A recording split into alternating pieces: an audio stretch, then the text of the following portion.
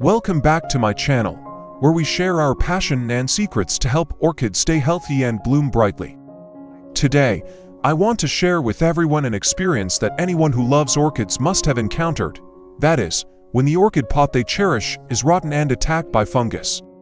I believe that anyone who has ever been attached to orchids understands that painful feeling. Just a little carelessness, after just one night, the leaves can be waterlogged, the roots turn black and brittle, and even the whole plant can die. Looking at this image, we can see that the orchid is in a not-so-good condition. Some leaves have turned yellow, with rotten spots, especially at the base of the leaves, a sign that the plant is waterlogged or infected with fungus. The roots in the pot have many dry and shriveled roots, the rest are also weak, and have very poor vitality. If you are new to the channel, don't forget to click the like and subscribe buttons to support me, and don't miss any useful orchid care tips. I'm happy to accompany you on your journey to nurture and conquer the beauty of orchid pots. First, you need to cut off all rotten leaves. The tool needs to be sharp and clean, preferably a new stamp knife, to make the cut smooth and limit the spread. When cutting, be careful not to damage other leaves. You should cut about 1 centimeter away from the rotten spot to completely remove the pathogens that are deep in the leaf stalk. Next step, I will completely remove the old substrate.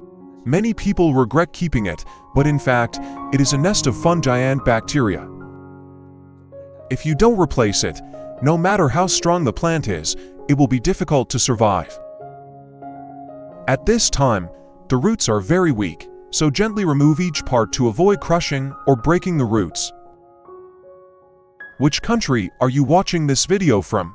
Leave a comment below to let me know. It's great that we can connect and share our passion for orchids from all over the world.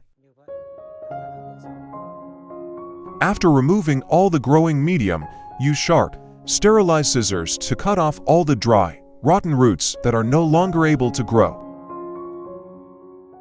In addition to English subtitles, you can also turn on automatic translation into your language to understand the content more easily. To display subtitles in the language you want, open the video, then click on the gear icon. Select Subtitles gives automatic translation, then select your preferred language. After pruning, I will clean the entire plant with clean water. Thoroughly washing the entire plant helps remove about 50% of the remaining pathogens. The cool water also helps stimulate the plant cells to awaken, so the plant will recover better.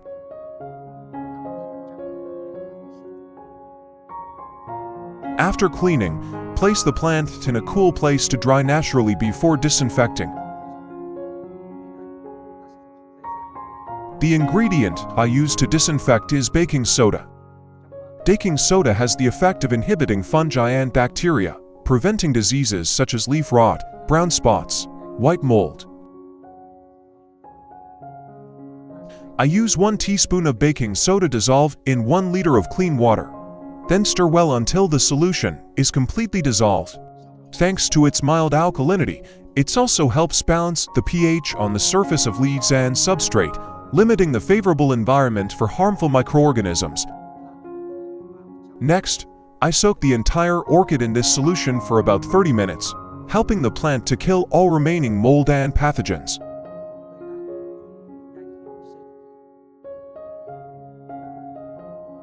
After 30 minutes of soaking, we will gently lift the plant out of the solution.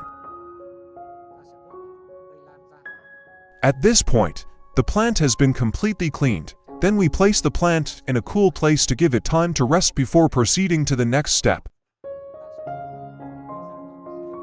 The first ingredient I use to make fertilizer for orchids today is fresh coconut water. Coconut water contains many essential minerals such as potassium, calcium, phosphorus, magnesium, and a small amount of nitrogen. These are important factors that help plants increase resistance, stimulate healthy root growth, and thick, shiny green leaves. I will collect 50 milliliters of fresh coconut water to use in today's organic fertilizer formula. Then transfer it to a clean jar. Add 500 milliliters of clean water to the jar to dilute the solution to help the orchid absorb more easily, while avoiding fertilizer shock when caring for it. Next, stir well and let stand for 15 minutes for the solution to dissolve and stabilize before use. After 15 minutes, the active ingredients in the solution have completely dissolved and stabilized.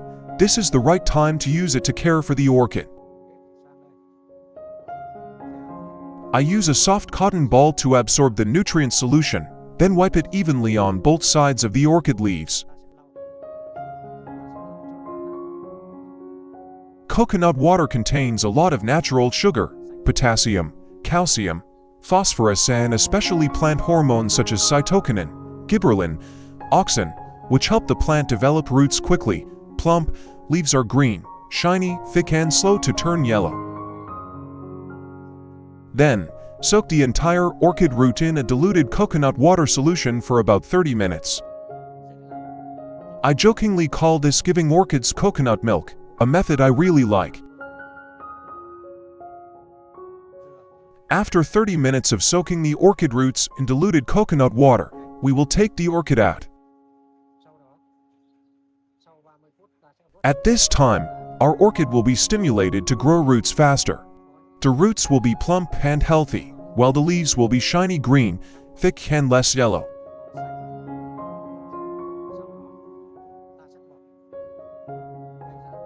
Next, I will apply cinnamon powder to the wounds of the orchid, helping the orchid to disinfect and remove remaining bacteria on the wound, helping the wound to heal quickly.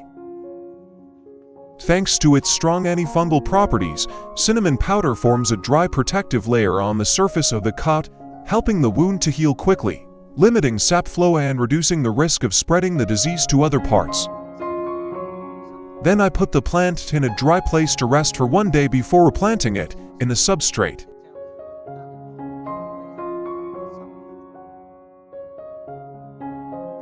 After a day, the cut becomes dry, no longer wet or leaking sap as before. I will proceed to replant the orchid in the pot. The growing medium I use is pine bark. We will put larger pieces of pine bark under the pot to help the growing medium drain better. Next, we will place the orchid in the pot, and then we will add pine bark. Spread the pine bark evenly to help fix the orchid more firmly, avoiding the plant from tilting or falling.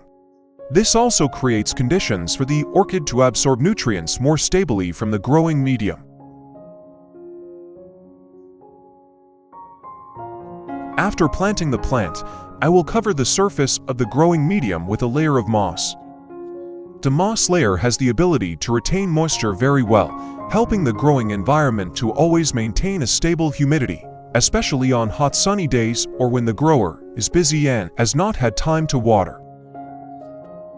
At the same time, moss also creates a natural cushion for young roots to cling to, grow healthily and spread quickly. After planting, there is a little coconut water left. I will use it to water the orchid. When watering the orchid roots with diluted coconut water, the plant will be stimulated to grow roots faster. The roots will be plump, healthy, white, while the leaves will be shiny green, thick and less yellow. At this stage, we will move the plant to a dry, cool place with gentle light to help the plant have the best recovery environment. And this is the result after 4 weeks of care with natural fertilizer. The orchid leaves are thick, glossy green, and when the sunlight shines on them, they emit a cool green color, bringing a feeling of freshness and hope. The surgical wound seemed to have almost healed. At the same time, thanks to the support of natural antibacterial substances such as baking soda and cinnamon powder, the orchid reduces the risk of fungal diseases, rot, and improves overall resistance. Looking at the plump white roots growing densely, stretching and firmly clinging to the substrate, I know the plant is truly healthy and full of life. Each young root is not only a new part of the plant's body, but also a testament to the strong vitality of nature, that with proper care and attention, life will find its own way to revive. Hopefully, these shares will help you feel more confident when caring for your beloved orchids. If you find the video useful, don't forget to like, subscribe to the channel and turn on the notification bell so you don't miss out on the next great tips. Thank you for watching. See you in the next video.